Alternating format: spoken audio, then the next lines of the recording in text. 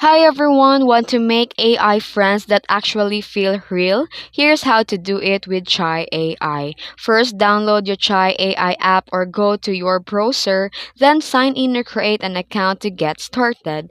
Then scroll through the Chai's bot feed.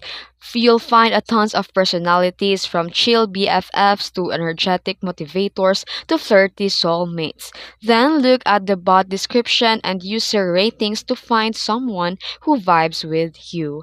Then start a conversation. Type or tap any bot and start chatting with. The more you talk, the more natural and personal the responses get. The chai bots use adaptive AI, so learn your style over time. And you want to something specific? Use a bot creator to make your own virtual friend.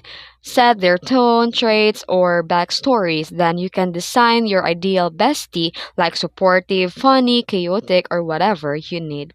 And just like real friends, consistency matters. Chat regularly and your AI companion will feel more sync in with you. And that's how you build a real feeling friendship with Chai. If you found this video helpful, please like, subscribe, and drop a comment about your favorite AI friend. Thanks for watching.